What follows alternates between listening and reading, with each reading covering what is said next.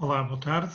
O meu nome é Paulo Farias Rodrigues e hoje gostava de, neste vídeo, discutir aqui a questão porque é que algumas empresas, alguns projetos novos não têm sucesso. Portanto, o título será Da Ideia ao Sucesso e para isso precisamos de marketing. Vamos dar então aqui algumas pistas. Porventura, enfim, neste momento de incerteza em que as empresas, quando arrancam, têm mais risco, então pergunta-se porque é que algumas ideias que são tão boas não têm sucesso? Ou, pelo contrário, também em empresas que tiveram tanto sucesso durante tantos anos, empresas que já estão estabelecidas, ao fim e ao cabo, o que é que as impede de crescerem? Ou mesmo até, em algumas circunstâncias, reduzirem a sua base de negócios. O que é que estará a acontecer? O que é que acontece nas empresas nestas duas situações? Então, para que uma nova ideia dê certo e para que uma empresa que já esteja estabelecida, mas que para crescer, ao fim e ao cabo, tem que lançar novos produtos, tem que lançar novos projetos, tem que lançar novos processos. Então, para que o novo, esta ideia dê certo, vamos dar aqui algumas pistas. Portanto, com este título Marketing da Ideia à Ação, vamos ver como é que o marketing pode ajudar os gestores, os empresários, os empreendedores a terem mais sucesso. Se disser que de boas ideias está o inferno cheio, é uma expressão popular, mas que ao fim e ao cabo pode sintetizar o porquê de muitas empresas no seu primeiro ano de vida falharem. E falham porquê? Porque eventualmente haverá pouca investigação. É necessário a empresa, antes de dar os primeiros passos, antes de aplicar o seu novo processo, antes de lançar o novo produto, pensar muito bem. Em primeiro lugar, pensar se é uma empresa, se é um produto destinado a um mercado B2B, ou seja, business to business, só para o mercado empresarial, ou se pelo contrário deve ser alargado a um mercado mais vasto em que o cliente final pode fazer a compra direta. Tanto uma abordagem como outra poderão estar adequadas dependendo, ao fim e ao cabo, do setor e do negócio que se queira ter. Também a empresa deve pensar, antes de partir para a ação, no quão digital é e no quão digital deve ser. Hoje em dia, a digitalização, a tecnologia veio permitir aproximar os públicos, veio permitir agilizar processos, veio permitir encurtar prazos, veio permitir ter um maior controle.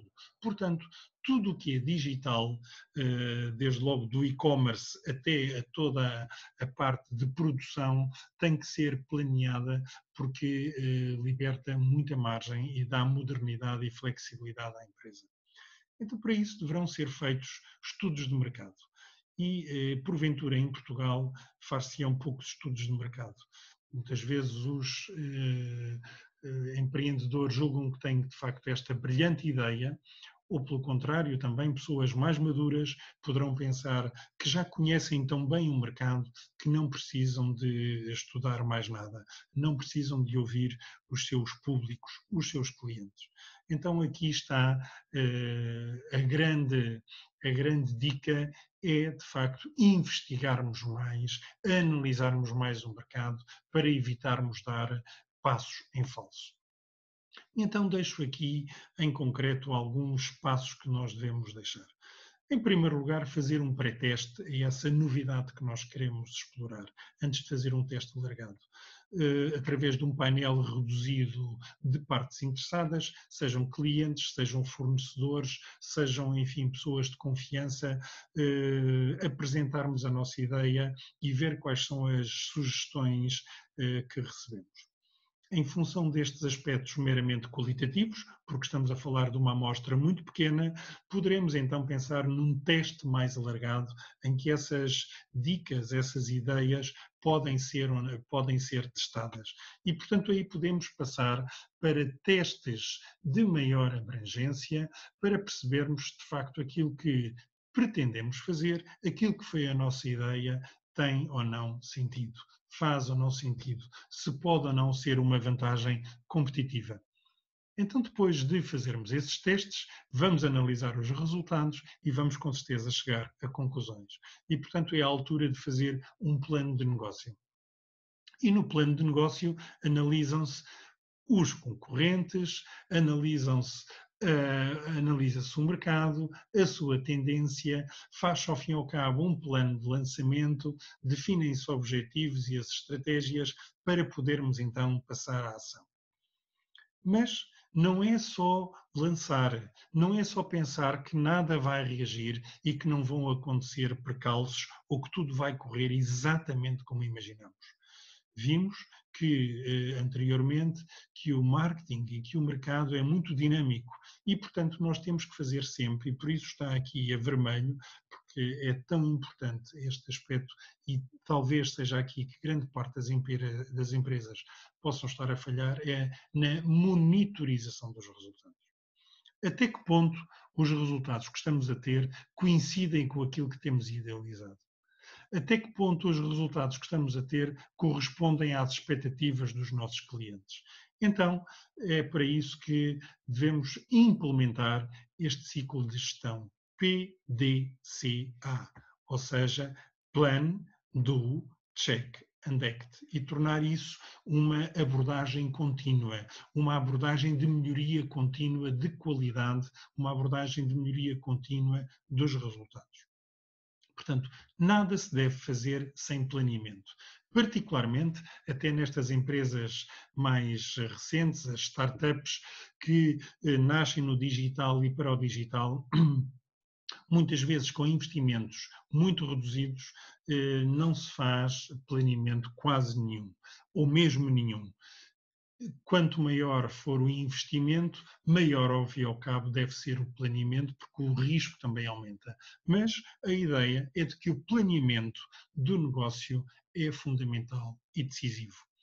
Então, depois da fase de planeamento, passamos à execução das ações, exatamente conforme planeado. Depois de comunicar às partes interessadas, passamos à ideia da implementação. E vamos ter resultados. Agora, esses resultados têm que ser avaliados para ver se coincidem e em que medida, qual é o diferencial face aos objetivos que nós tínhamos definido na fase de planeamento. Porventura haverá ideias de melhoria, porventura haverá aspectos a corrigir e, portanto, são esses aspectos a corrigir que nós vamos integrar nas ações que vamos fazer de novo. E, portanto, isto torna-se um ciclo em contínuo, um ciclo em que estamos permanentemente a melhorar. Portanto, nada de mais errado pode haver em gestão do que pensarmos que, ou por ter uma grande ideia, algo que a priori se afigura como um passo decisivo, como uma grande conquista, como um grande avanço, só por si ela não vai funcionar. E da mesma maneira, gestores muito conceituados, empresas de grande prestígio, que estão estabelecidas no mercado há muitos anos, isso é honroso, mas não é garantia de que tudo vai continuar a dar certo. Conhecemos tantas empresas à escala planetária e mesmo até em Portugal, que apesar do seu prestígio, deixaram de ter sucesso e foram mesmo obrigadas a fechar portas e ir à falência. Portanto, para que tudo isto não aconteça, devemos então planear e seguir este ciclo de gestão. Plan, do, check and act. E, portanto, este planeamento deve não só ter uma perspectiva de médio e longo prazo, mas também uma perspectiva operacional de curto prazo. Quando eu estou a falar de médio prazo, estou a pensar, em média, é isto que é mais comum, porventura, um plano a 3 anos. Até porque muitas vezes temos que recorrer a financiamento, da nova área de negócio ou até desta empresa nova que se queira criar e, portanto, é importante mostrar aos financiadores, designadamente à banca, qual é o nosso plano de negócio. O que é que nós pretendemos atingir de faturação, qual é a nossa estrutura de custos, qual é a nossa margem, que ações vamos fazer para que, de facto, os financiadores possam acreditar em nós, possam ver o nosso projeto como algo credível, algo que está bem pensado e estruturado. Mas depois das grandes linhas do plano estratégico a 3 anos, temos de ter aqui um orçamento e estamos a falar do plano operacional.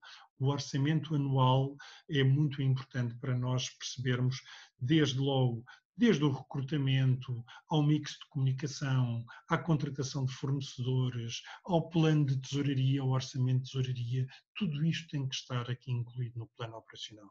E, portanto, do plano anual deve até fazer-se uma subdivisão por semestre, trimestre, mês, em alguns negócios em função da sua característica à semana ou até mesmo ao dia. Muitas vezes é necessário fazer uma monitorização do negócio ao dia para ver se ele está a coincidir com o planeado. Eventualmente, neste contexto digital em que as mudanças são mais rápidas, esta ideia pesada do planeamento estratégico pode não fazer tanto sentido como se fosse um investimento numa unidade fabril, com recurso a muita mão de obra, mas ainda assim, tudo o que é planeamento faz sentido. Da mesma maneira, como acabei de dizer, em função da dimensão do negócio, maior terá que ser o detalhe e a profundidade do plano. Sem planeamento não pode de facto haver negócio sustentável. Sem planeamento é difícil que uma brilhante ideia possa ter uma capacidade de execução e de convencimento e atração desde logo dos acionistas e depois também do público. Portanto, em suma, se pretendem ganhar dinheiro, se pretendem ter sucesso, ou o que quer dizer que as vossas novas ideias, quer ideias de novas empresas, quer ideias de novos produtos, de implementação de novos projetos, tudo isto tem que estar muito bem testado para que tudo corra bem. Portanto, também para aqueles que estão a correr, a desenvolver a sua carreira profissional, devem pensar no planeamento, devem pensar em marketing. Portanto, o marketing é preciso, vocês precisam de marketing. Informem-se, passem à ação. Quero ainda dizer que estou disponível para esclarecer quaisquer dúvidas, estou disponível para ouvir as vossas sugestões, portanto, deixo o meu endereço de mail e, portanto, agradeço a vossa atenção e fico então a aguardar pelos vossos contactos. Muito obrigado, boa tarde, bons negócios.